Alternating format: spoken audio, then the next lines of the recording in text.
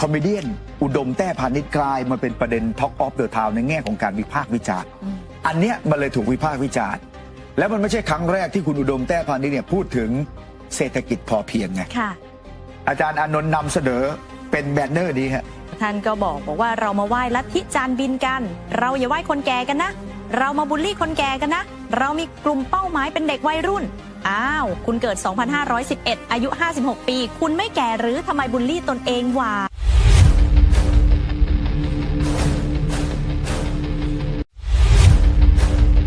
ไปดูเรื่องคอมเมเดี้อุดมแต้พานิชนิดหนึ่งทำไมกลายมาเป็นประเด็น Talk of the Town ในแง่ของการวิพากษ์วิจารณ์นะฮะล่าสุดเมื่อวานนี้ในแฟนเพจมั่นคง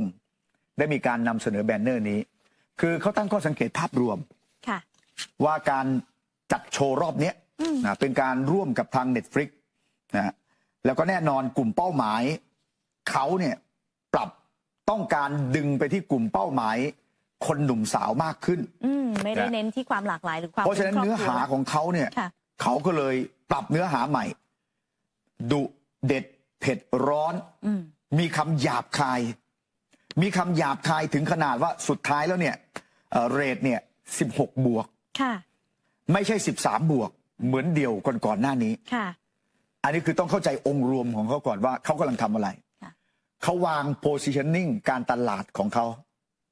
โดยใส่เนื้อหาแบบที่คำหยาบเยอะขึ้น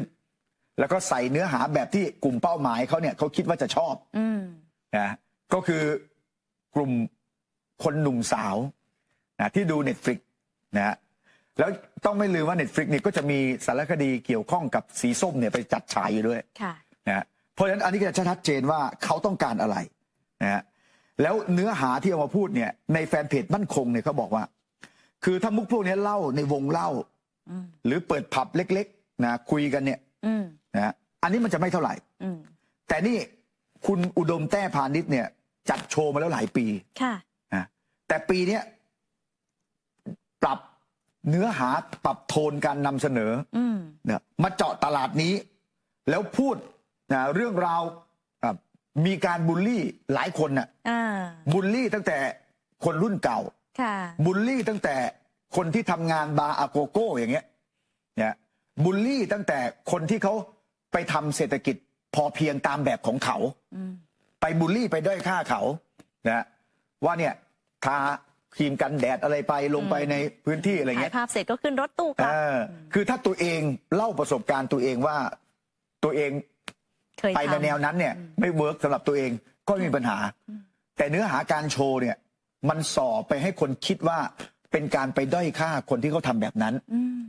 คนที่เขาทำแบบนั้นเขาโอเคหรือเปล่าล่ะเขาโอเคก็จะไปว่าอะไรเขาได้หรือแม้กระทั่งพูดลักษณะเหมือนไปเหมารวมทั้งหมดนั่นนะคะว่าคนที่ทำแบบนั้นเนี่ยเหมือนเป็นการสร้างภาพครับอันเนี้ยมันเลยถูกวิพากษ์วิจารณ์แล้วมันไม่ใช่ครั้งแรกที่คุณอุดมแต้พานิชเนี่ยพูดถึงเศรษฐกิจพอเพียงไงคนก็เลยจับอ๋อเป็นแบบนี้เหรอแต่ก่อนนึกว่าแดงตอนนี้เอาใจส้มเหรอส้มจ๋าก็เลยกลายเป็นประเด็นร้อนแรงเลยว่าไปโจมตีเศรษฐกิจพอเพียงแต่จริงๆเนี่ยแกพูดไม่เยอะหรอกเรื่องเศรษฐกิจพอเพียงแต่นิดเดียวแต่ด้วยเนื้อหาท่วงทำนองการพูดนะมึงมาพาโวยหยาบคายเป็นโทนส่วนใหญ่ในโชว์ปีนี้แล้วก็พูดแบบหยันๆน่ะนะจึงทำให้คนเนี่ยรู้สึกไม่ดีแล้วก็โต้กลับทีนี้มันยังมีอีกหลายประเด็นนะเอาทีละประเด็นแรกก่อนเรื่องของการพยายามจะด้อยค่าคนรุ่นเก่านะโดยพูดในลักษณะว่าคนรุ่นเก่ามึงเงียบไปเลยนะอะไรที่มึงไปห้ามเขาไว้เนี่ยเขาไปทำแล้วเจริญรุ่งเรืองหมดเลยนะแล้วก็ไปยกตัวอย่างมาเต้นกินลำกินแล้วก็อย่างลิซ่าสินะแบมสินะคือเป็นวิธีการที่หยิบเอาคนส่วนน้อยที่ประสบความสำเร็จแล้วดันเอาไปด้อยค่าคำสอนของคนรุ่นก่อนราวกับว่าคำสอนของคนรุ่นก่อนใช้ไม่ได้แล้วตกยุคไปแล้วมึงอยู่ให้เขาไหว้ให้ได้ก่อนเถอะนะซึ่งอันเนี้ยเป็นตรรกะที่วิบัติที่คุณอุดมแต้พานิชเอาไปโชว์เนี่ยมันอาจจะสะใจคนรุ่นใหม่ไงเห็นไหมเพราะว่าบอกไปแล้วตอนต้นกลุ่มเป้าหมายของเขาไงทำยังไงก็ได้ให้มันสะใจกลุ่มนี้หนึ่งต้องคำหยาบสองมันต้องเชิดชูต้องสปอยกลุ่มนี้แต่วิธีการแบบนี้มันคือความไม่จริงใจกับคนดูไงคือป้อนข้อมูลป้อนความเชื่อ ที่ไม่สะท้อนความเป็นจริงเพราะอะไรหนึ่งการที่ไปสรุปเอาเลยว่าคำสอนของคนรุ่นก่อนใช้ไม่ได้แหละอันนี้เป็นการสรุปที่เกินเลย แล้วการพยายามจะบอกว่านะเต้นกินลำกินนะเขาเคยห้ามเอาไว้ไปดูสิคนประสบความสำเร็จเป็นยังไงหนึ่งสมัยนี้คนรุ่นเก่าเองเขาก็ไม่ได้ห้ามแล้วนะเรื่องเต้นกินลำกินน่ะเขาไม่ได้ห้ามแล้วนะครอบครัวน้อยมากนะที่ห้ามทุกวันนี้ ใช่ส่วนใหญ่ก็มี ส่งเสริมด้วยซ้ำ สนับสนุนไปส่งเรียนเต้นเรียน คือเหมือนกับ ร้ง วาดความเชื่อโลกอีกโลกหนึ่งขึ้นมาเพื่อจะด่าคนรุ่นเก่าอะแล้วมันไม่เมคเซนส์ไงนะโลกทุกวันนี้ครอบครัวหลายครอบครัวเปิดกว้างมากคนรุ่นเก่าเขาเปิดกว้างมากจะไปทำอาชีพอะไรต่างๆนะสองการที่พยายามสปอยคนรุ่นใหม่ราวกับว่าทุกคนเป็นอย่างลิซ่าได้เนี่ยอันนี้คือความไม่จริงใจต่อคนรุ่นใหม่ที่ฟังอยู่นะคือถ้าจริงใจเนี่ยต้องให้กำลังใจถ้าคุณมีฝันคุณไปให้สุดแต่ต้องเตือนด้วยว่ามันไม่ใช่ทุกคนที่จะเป็นเหมือนลิซ่าได้ถ้ามันง่ายขนาดนั้นเรามีลิซ่าเป็นหมื่นเป็นพันคนแล้วใน Facebook ของคุณพิเศษฮะแกเขียนดีมากแกก็โพสต์แบนเนอร์นี้แล้วแกบอกว่าปัญหาคือความเป็นไปได้ของการได้เป็นแบบลิซ่าหรือแบมแบมแล้วแกก็ยกตัวอย่างนะเป็นบทสัมภาษณ์ของนักบาสเกตบอล NBA ระดับตำนานชาวบาร์เล่บอกว่าเขาเคยบ่นเวลาเข้าไปทัวร์ตามโรงเรียนมัธยมตามเมืองต่างๆเมื่อเขาถามเด็กผิวดำว่าอยากทำอาชีพอะไรเมื่อโตขึ้นเกิน 90%บอกว่าอยากเป็นนักกีฬาอาชีพเหมือนเขาจะได้ทำเงินได้เยอะๆส่วนเด็กนักเรียนผิวขาวและเด็กเอเชียคำตอบจะหลากหลายมากกว่าไม่ว่าจะเป็นหมอวิศวะทนายความนักบัญชีช่างไฟฟ้าตลอดเวลาที่เขาทัวร์ตามโรงเรียนมีเด็กที่ไม่ใช่เด็กผิวดำตอบว่าอยากเป็นนักกีฬาอาชีพแบบเขานับนิ้วได้พอไปถามเด็กผิวขาวและเอเชียไงนะทีนี้ปัญหาคืออะไรปัญหาคือการจะได้เข้าไปเป็นนักบาส NBA เขาจะเลือกตัวที่ดีที่สุดแค่ประมาณปีละ 0.09% จากนักกีฬาที่ผ่านการเล่นระดับมัธยมเข้าไปเล่นในลีกมหาวิทยาลัยจากนั้นโอกาสในการเข้าไปเล่นใน NBA ก็จะต่ำลงไปอีกอยู่ที่ 0.012% ไม่ถึง 1% นะน้อยมากไม่ถึง 0.1 ด้วย 0.012% หรือเอาแค่1คนจากผู้เล่นประมาณ 8,300 คนบางเล่บอกว่าไม่ใช่ผมต้องการให้เด็กๆทิ้งความฝันแต่ปัญหาอยู่ที่เด็กๆเมื่อมีความฝันแล้วไม่เคยมีแผนสำรองการปล่อยให้เด็กๆทำตามความฝันไม่ใช่เรื่องผิดในฐานะผู้ใหญ่ที่มีประสบการณ์มาก่อนควรอธิบายถึงความสำคัญของความน่าจะเป็นและแผนสำรองการบอกเด็กว่าอย่าไปเต้นกินลำกินมันไม่มีทางเจริญมาแบบผู้ใหญ่หัวโบราณเป็นเรื่องที่ผิดแต่การยกตัวอย่างเอาเฉพาะคนที่ประสบความสำเร็จซึ่งความน่าจะเป็นต่ำกว่า 0.05% มาโต้แย้งแบบโง่ๆก็ไม่น่าเชื่อว่ามาจากปากคนอายุ50กว่าตลกชนชั้นกลางเมืองหลวงประเทศโลกที่3อันนี้คือเขาประชดนะเป็นคำที่กลุ่มบางกลุ่มที่ชอบใช้กับประเทศไทยใช่อันนี้คือข้อวิจารณ์ที่น่าฟังนะคือคนโบราณเนี่ยเขาสอนแล้วคำสอนมันต่อกันมาได้เนี่ยเพราะเขาดูภาพรวมแน่นอนมันจะมีเคสอย่างลิซ่าแน่นอนมันจะมีเคสแบบนักฟุตบอลไทยในอนาคตซึ่งอาจจะมีก็ได้นะไปเตะในพรีเมียร์ลีกอะไรเงี้ยแต่ตอนนี้มันยังไม่มีไงมันอาจจะมีมันอาจจะเป็นไปได้แต่มันต้องดูความเป็นไปได้ดูศักยภาพแต่ละคนไงและต้องมีแผนสำรองถ้าไม่ได้เป็นอย่างนั้นจะทำอาชีพอะไรแต่ไม่ใช่สปอยด้วยคำหวานป้อยอเหมือนคำที่ผู้นำศาสดา3 นิ้วพยายามจะใช้กับแนวร่วมเด็กๆนะว่าเนี่ยเราต้องเสรีทุกคนต้องเท่ากันแต่ไม่พูดถึงบริบทไม่พูดถึงอะไรเลยแล้วก็โจมตีนะเรื่องของบั่นเซาะบ่อนทำลายจนกระทั่งเด็กเยาวชนเนี่ยหลงแล้วไปทำผิดกฎหมายแล้วมันไม่รับผิดชอบอะไรแล้วเรื่องนี้มันเรื่องใหญ่เกี่ยวกับชีวิตคนด้วย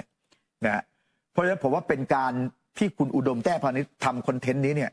คือเอาไปแดกดันเอาไปเสียดสีด้อยค่าคนรุ่นก่อนเพื่อสปอยคนดูของตัวเองซึ่งตัวเองเลือกเป้าคนดูว่าเป็นคนรุ่นใหม่เยาวชนเป็นการใช้ตรรกะวิบัติไปป้อน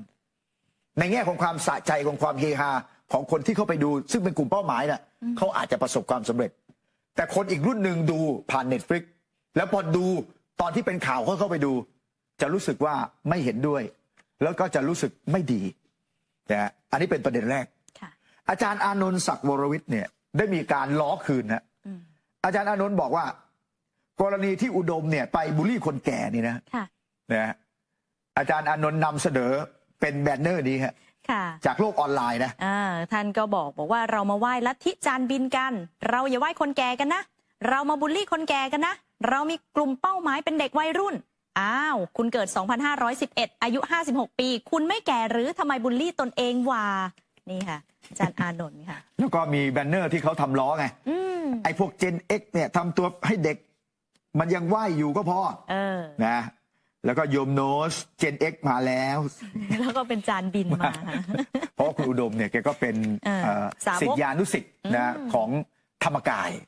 นะก็มีภาพปรากฏอยู่เรื่อยๆแล้วจริงๆเนี่ยเรื่องที่ไปพูดถึงเศรษฐกิจพอเพียงเนี่ยครั้งเนี้ยพูดนิดเดียวนะอันนี้ก็ต้องแฟร์กับคุณโน้ตนะแต่มันไม่ใช่ครั้งแรกที่พูดไง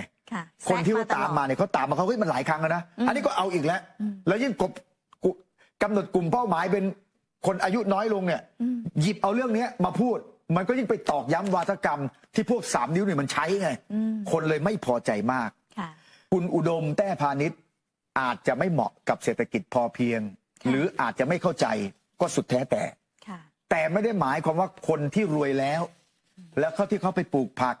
ที่เขาไปใช้ชีวิตโดยใช้หลักคิดเศรษฐกิจพอเพียงเนี่ยเขาจะปลอมไม่ใช่นะครับอย่าไปเหมารวมนะคะอีกอย่างหนึ่งเนี่ยการที่คุณโน้ตพูดในลักษณะถ้าสะท้อนตัวคุณโน้ตเองจริงๆเนี่ยเป็นลูเซอร์เลยนะคือทำอะไรก็ไม่ประสบความสำเร็จสักอย่างทั้งที่ตัวเองบอกว่าตัวเองตั้งใจอยากจะออกไปทำอะไรอยากจะไปอยู่กับธรรมชาติอยากจะลองพอเพียงบ้างนั่นก็เลยเป็นที่มาว่าทำไมถึงมีประโยคมีประเด็นนี้เนี่ยนะคะว่าสุดท้ายแล้วโอเคยอมรับว่ากูไม่รู้จักพอเพราะตัวเองลูเซอร์ไงทำแล้วไม่ประสบความสำเร็จก็ประสบความสำเร็จก็คือเอาเรื่องนั้นเนี่ยมาบูลลี่คนอื่นในทอล์กโชว์นะก็ประสบความสำเร็จในการจัดนี่แหละแต่เรื่องอื่นๆนะตั้งแต่ไปบวชตั้งแต่ไปทำอะไรมาเยอะธุรกิจใช่ไหมนะคือไม่ได้หมายความว่าคนอื่นเขาทำนะแล้วตัวเองทำแล้วไม่ชอบแล้วไปบูลลี่คนอื่นเขานะคือมันมีไม้กับตะปูผมเปรียบเทียบมันมีค้อนกับตะปูแล้วก็ไม้นะการที่คุณโน้ตไม่สามารถที่จะทำเอา3 สิ่งนี้ไปสร้างสะพานข้ามคลองได้มันไม่ได้หมายความว่าค้อนตะปูไม้มันไม่สามารถสร้างสะพานข้ามคลองได้จริงๆไงนี่เปรียบเทียบง่ายๆพี่โน้ตคงจะเข้าใจใช่ไหมแล้วไม่ใช่ว่าไปบูลลี่คนที่เขาไปทำแบบนั้นแล้วเศรษฐกิจพอเพียงเนี่ยมันไม่ได้หมายความว่ารวยแล้วทำเศรษฐกิจพอเพียงไม่ได้มันไม่ได้หมายความว่าห้ามรวยนะรวยแล้วก็ใช้ของแพงก็ได้เศรษฐกิจพอเพียงคือพอประมาณกับตัวเองสมเหตุสมผลอย่าไปมองแค่การทำเกษตรนะมันไม่ใช่แค่เรื่องของการทำการเกษตรนะคะเดอะเมตตาดีเนี่ยเขาก็เลยล้อกลับฮะเรื่องการประสบความสำเร็จจากแนวคิดแนวทางที่เชื่อเนี่ยนะฮะเดอะเมตตาดีบอกว่ามันต้องมีอะไรผิดพลาดตรงไหนสักอย่างหนึ่งแล้วก็นำเสนอแบนเนอร์นี้นะคือเอาแบนเนอร์ของผู้จัดการอินโฟเปิดรายได้5 ธุรกิจโน้ตอุดมแต้พาณิชย์ซึ่งส่วนใหญ่เนี่ยขาดทุนนะที่แจ้งกับทางการนะแล้วก็เปรียบเทียบกับคำอวยพรนะหรือว่าหลักคิดจากพระธรรมชโยยิ่งให้มากยิ่งรวยมากนะจ๊ะสาธุนะที่โน้ตเคยไปทำบุญด้วยแอดมินก็เลยบอกว่ามันต้องมีอะไรผิดพลาดตรงไหนนะคือมันต้องรวยสิแต่ทำไมผลประกอบการที่แจ้งเนี่ยกลับติดลบมันต้องผิดพลาดตรงไหนสักอย่างหนึ่งถ้าการแจ้งเนี่ยถูกต้องนะไอ้หลักคิดการไปทำบุญกับพระธรรมชโยก็จะผิดว่าทำแล้วรวยนะแต่ถ้าทำบุญกับพระธรรมชโยแล้วรวยจริงแสดงว่าที่แจ้งไม่จริงมันต้องมีอะไรสักอย่างที่ผิดพลาดต้องมีย้อนแย้งกันอยู่อันนี้แอดมินหรือเมตตาดีค่ะ